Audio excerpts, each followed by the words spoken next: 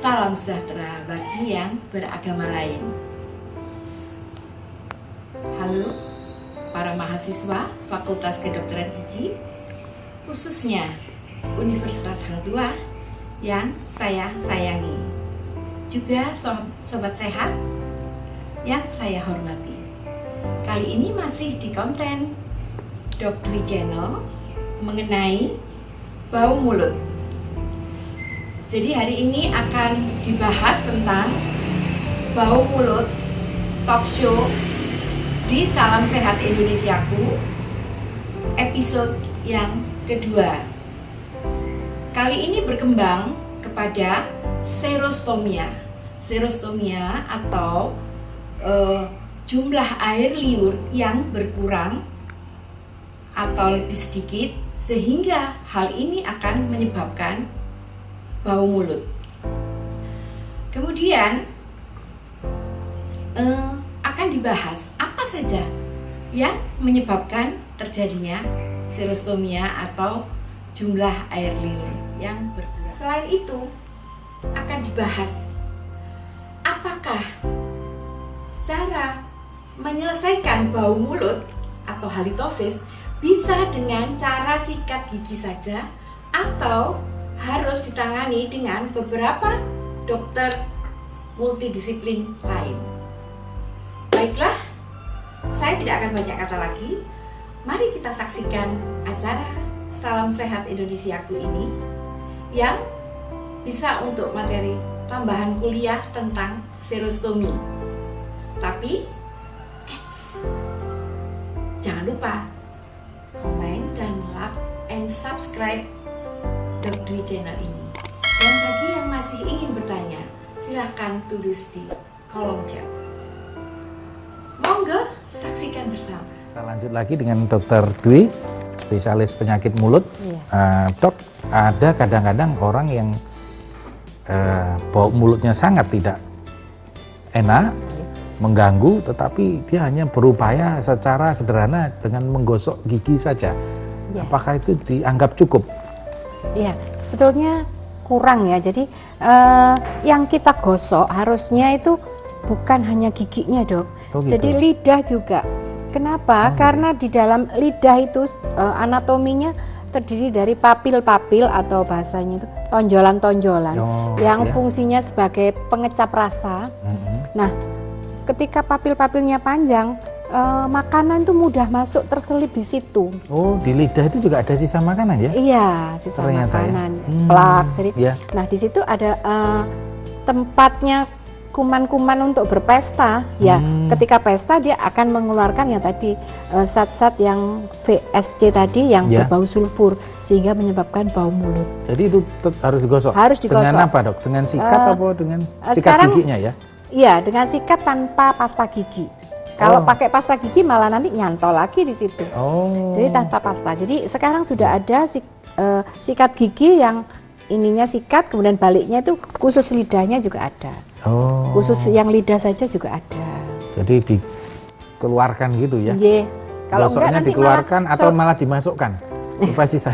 Ya dikeluarkan, Dok. Oh, dikeluarkan gosoknya, bukan ke dalam ya gosoknya. Tambah nanti gizinya. Oh, jadi itu mempengaruhi. Ya. Mempengaruhi juga untuk bau mulut. Sebetulnya apa kaitannya sebenarnya selain tadi ada sisa-sisa makanan, apakah ada kaitan yang lain lidah terhadap bau mulut? Oh iya, misalnya lidah itu di situ kan kuman. Kemudian bukan hanya kuman yang masuk di situ, yang namanya jamur juga bisa ikut masuk di situ. Jamur juga ya. Jadi sangat banyak sebetulnya yang perlu diperhatikan dari kebersihan rongga mulut itu, Dok ya. Terus apa benar ya ada rumor yang tadi disampaikan Dokter Maksi atau Dokter Dwi sendiri kalau air ludah yang berkurang itu sangat mengganggu atau sangat mempengaruhi bau mulut? Ya, jadi sebetulnya kita itu ketika belajar memang harus bersyukur ya, ternyata Allah itu sudah menciptakan semuanya, mendesain dengan baik.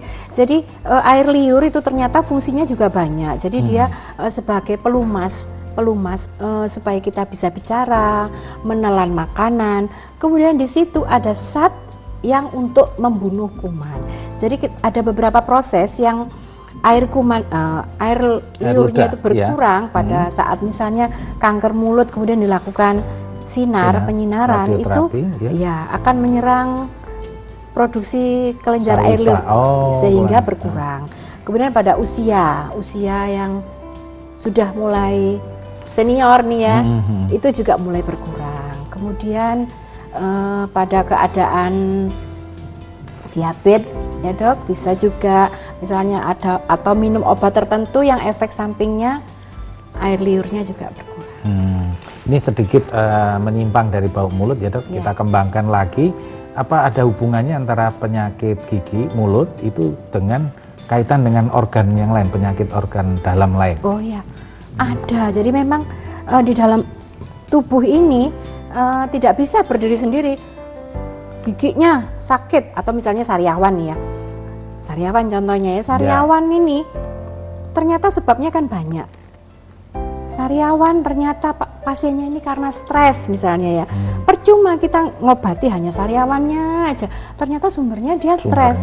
Maka di rumah sakit ini kita sudah melaksanakan multidisiplin ilmu. Kita rujuklah pasien ini ke bagian lain. Atau sebaliknya misalnya pasien dengan keluhan jadi kalau gigi itu bisanya itu kan di situ infeksi nih, ada kuman. Kumannya tuh bisa suka-suka jalannya dia, bisa ke jantung. Kemudian si kuman ini juga merupakan bahan penyebab alergi. Jadi di rumah sakit kami sering menerima dari konsulan dari mata dok. Dari mata? Polimata. Ternyata pasiennya suka belen, berair. Selalu ditanyakan apakah ada vokal infeksi di bidang teman sejawat. Nah ternyata kuman-kuman yang ada gigi ini menyebabkan alergi di mata. Jadi jangan lupa kalau dulu mitosnya orang cabut gigi menyebabkan matanya sakit kan. Ternyata keadaannya sekarang berubah. Kalau matanya ada sesuatu maka dikonsulkan ke gigi. Jadi itu tadi kumannya mengikuti paribasa dok, dari mata turun ke gigi. Oh iya, mau. dia kumannya ngetren itu, ngikuti paribasa. Kan ada ya dari mata turun ke hati. Turun ke hati, bukan ke gigi ya. Luar biasa, menarik sekali yang disampaikan Dr. Dwi, para pemirsa, bahwa memang kita tidak bisa menyepelekan penyakit mulut atau penyakit yang ada di rongga mulut karena itu pasti berkaitan dengan organ-organ dalam.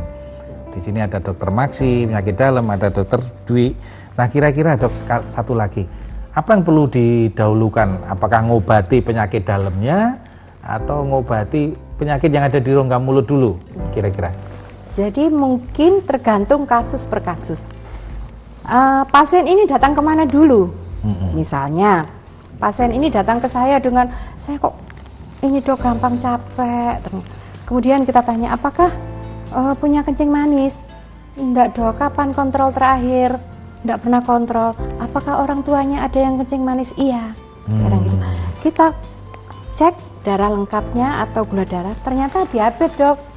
Nah kalau seperti itu ya kita rujuk ke penyakit ke polidiabetes. Saya mengobati mulutnya, Dr. Max yang mengobati penyakit dalam. Jadi jalan dua-duanya paralel.